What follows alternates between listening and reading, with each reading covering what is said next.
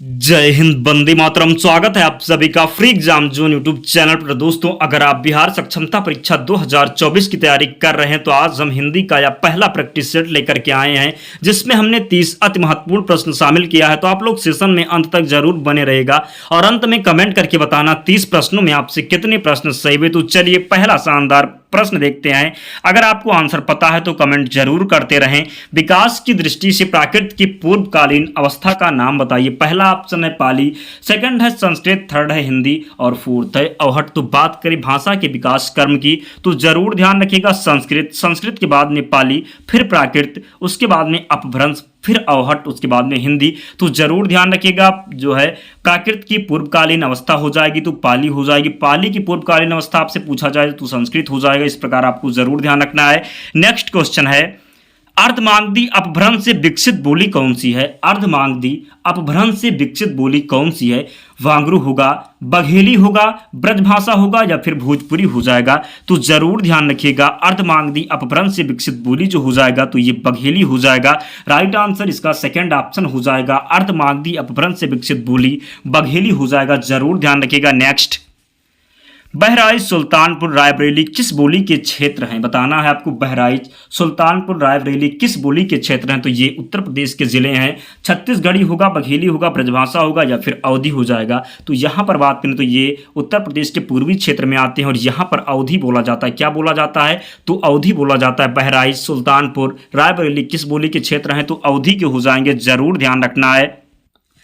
Next question है, इनमें से किस बोली का बिहार हिंदी से संबंध नहीं है? आपको बताना है इनमें से किस बोली का बिहार हिंदी से संबंध नहीं है। अवधी दिया हुआ है, मगही है, भोजपुरी है, मैथिली है। तो अभी आपको हमने बताया जो ये जो अवधी है ये उत्तर प्रदेश के पूर्वी क्षेत्र में बोली जाती है। तो ध्यान रखना है। तो मगही, भोजपुरी, मैथिली ये तीनों जो है बिहार हिंदी से संबंध रखते हैं, जबकि अवधी यहाँ पर बिहार हिंदी से संबंध नहीं रखता है। तो राइट आंसर फर्स्ट ऑप्शन का चयन जिसने भी किया है उसका सही उत्तर हो जाएगा। नेक्स्ट, विश्व हिंदी दिवस किस दिन मनाया जाता है? इंपॉर्टेंट प्रश्न है, कई बार एग्जाम में पूछा गया है, आपके एग्जाम में आने की प्रबल संभावना है।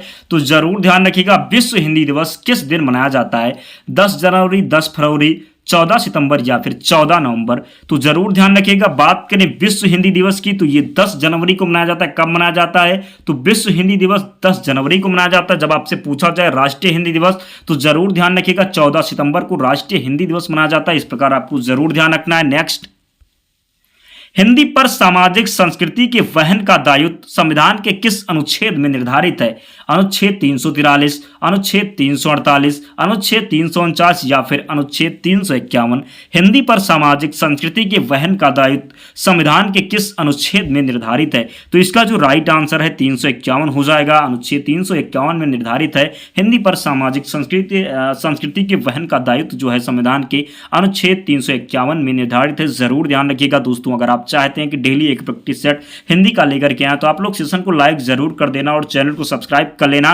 नेक्स्ट, नायक में प्रयुक्त संधि कौन सी हो जाएगी? नायक में आपको संधि बताना है। दीर्घ होगा, गुण संधि हो जाएगा, वृद्धि संधि हो जाएगा या फिर अयादि संधि हो जाएगा। बताना है आपको नायक में प्रयुक्त संधि कौन सी हो जाएगी। तो बात करें नायक की तो नायक में जो संधि हो जाएगी तो ये अयादि संधि हो जाएगी। क्या हो जाएगा?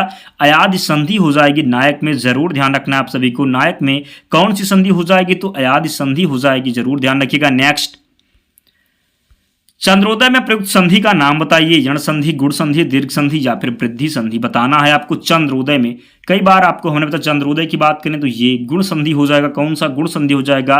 गुण संधि किस में आती है? तो स्वर संधि में आती है। गुण संधि में आपको मैंने बताया जहां पर एक मात्राएं मिल जाए आप वहां पर गुण संधि लगा देंगे। वृद्धि संधि की बात करें तो डबल मात्राएं मिलती है। दीर्घ में बड़ा आ का मात्रा मिल जाए आपको। तो इस प्रकार आपको ध्यान रखना है। नेक्स्ट, यशोदा में प्रयुक्त संधि का नाम बताइए। स्वर संधि, व्यंजन संधि, विसर्ग संधि या फिर इनमें से कोई नहीं। तो यशोदा में प्रयुक्त संधि का आपको नाम बताना है। स्वर संधि, व्यंजन दिया हुआ, विसर्ग संधि है। तो यहां पर बात करें यशोदा में तो यशोदा में विसर्ग संधि हो जाएगी। जरूर ध्यान रखना है। नेक्स्ट, निम्नलिखित में एक शब्द संधि की दृष्टि से अशुद्ध है, उस शब्द का चयन करें। दोस्तों, अगर आपको किसी भी टॉपिक में हिंदी की प्रॉब्लम रही तो आप लोग कमेंट कर देना। उस टॉपिक की वीडियो ला करके जितना भी आपका डाउट है सब क्लियर कर देंगे। तो आप लोग कमेंट जरूर कर देना। जिस भी टॉपिक में आपको समस्या है आप लोग कमेंट करना, उस टॉपिक की वीडियो हम जरूर लेकर के आएंगे। निम्नलिखित में से एक शब्द जो है निम्नलिखित में एक शब्द संधि की दृष्टि से अशुद्ध है, उस शब्द का चयन करें, तथवे, तथापि, तदाकार या फिर तदुपरांत। तो यहाँ पर जो राइट आंसर है तदुपरांत हो जाएगा। क्या हो जाएगा? तदुपरांत हो जाएगा। जरूर ध्यान रखिएगा। तथवे की बात करें, पूछा जाए कौन सी संधि है, तो आप लगाएंगे वृद्धि संधि। मैंने आपको बताया जहां पर डबल मात्रा है कि मिल जाए आप वृद्धि संधि लगा देंगे, आपका राइट आंसर हो जाएगा। नेक्स्ट, स्वर संधि का उदाहरण कौन सा है? स्वर संधि का उदाहरण कौन सा है? बागीश, दिगंबर, रत्नाकर या फिर दुष्कर्म। तो स्वर संधि की बात करें, स्वर संधि का कौन सा उदाहरण हो जाएगा? तो रत्नाकर जो है ये स्वर संधि का उदाहरण है। जरूर ध्यान रखिएगा। नेक्स्ट, दिगु समास का उदाहरण कौन सा है? दिगु समास का उदाहरण आपको बताना है। अन्वय होगा, दिन रात होगा, चतुरानन होगा या फिर त्रिभुवन हो जाएगा। बताना है आपको दिगु समास का उदाहरण आपको बताना है। तो राइट आंसर कमेंट करते रहे अगर आपको आता है दिगु समास। तो दिगु समास का जो उदाहरण हो जाएगा त्रिभुवन हो जाएगा। क्या हो जाएगा?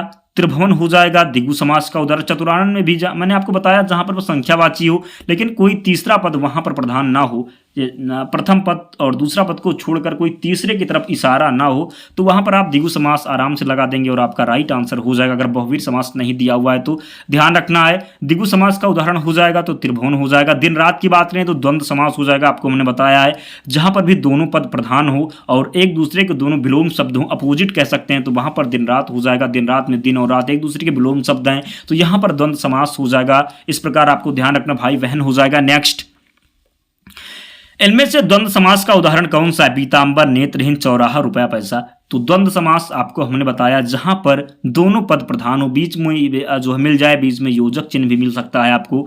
तो इस प्रकार ध्यान रखना, एक दूसरे के दोनों विलोम हो। तो द्वंद्व समास का उदाहरण आपको यहां पर बताना है। तो द्वंद्व समास का जो उदाहरण हो जाएगा रुपया पैसा हो जाएगा।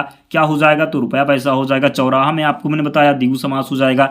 जहां पर संख्यावाची पहला पद हो वहां पर दिगु समास हो जाता है। तो इस प्रकार ध्यान रख। पीतांबर की बात करें तो पीला है जिसका अंबर अर्थात कृष्ण भगवान या फिर विष्णु भगवान को बोल सकते हैं। तो क्या हो जाएगा यहाँ पर? पीतांबर।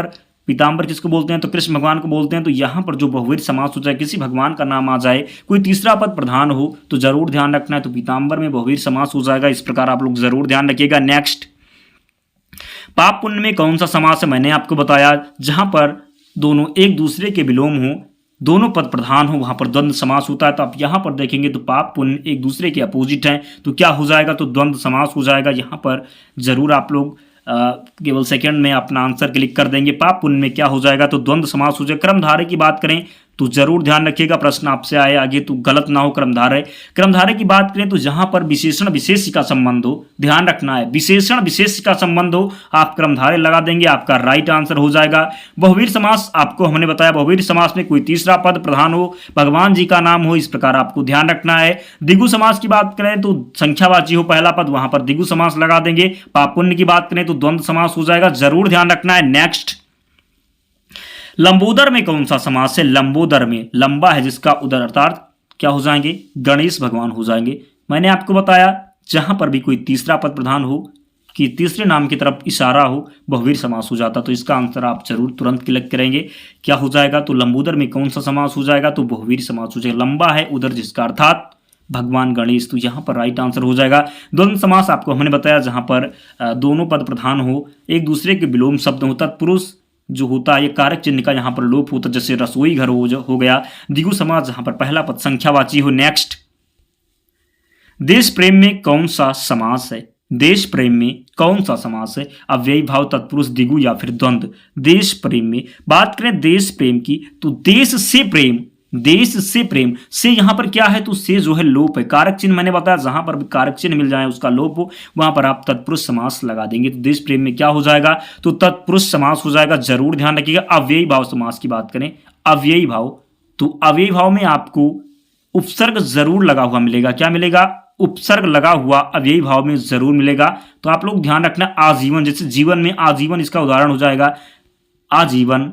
तो जीवन में आ उपसर्ग लगा हुआ है तो क्या हो जाएगा? जीवन में अव्ययी भाव हो जाएगा। तत्पुरुष देश प्रेम हो जाएगा देश प्रेम, देश से प्रेम, कारक चिन्ह का लोप है दिगु, जहां पर संख्यावाची। द्वंद्व मैंने बताया जहां पर दोनों पद प्रधान हो। नेक्स्ट, परमेश्वर में कौन सा समास है? दिगु, क्रमधारय, तत्पुरुष या फिर द्वंद्व। परमेश्वर में मैंने बताया जहां पर विशेषण विशेष का संबंध हो। ईश्वर क्या है? तो परम। परमेश्वर में कौन सा समास हो जाएगा? तो क्रमधारय समास हो जाएगा। यहां पर विशेषण और विशेष का संबंध है तो जरूर ध्यान रखना। क्या हो जाएगा परमेश्वर में? तो क्रमधारय समास हो जाएगा। जरूर ध्यान रखिएगा। नेक्स्ट, दोस्तों अगर आप डेली चाहते हैं एक प्रैक्टिस सेट तो वीडियो को लाइक करके और एक कमेंट करके बता देना। हम डेली आपके लिए एक प्रैक्टिस सेट हिंदी का जरूर लेकर के आएंगे जब तक आपका एग्जाम नहीं हो जाता। तो आप लोगों का भी कर्तव्य बनता है, आप लोग भी सपोर्ट जरूर करें। गौशाला में कौन सा समास है?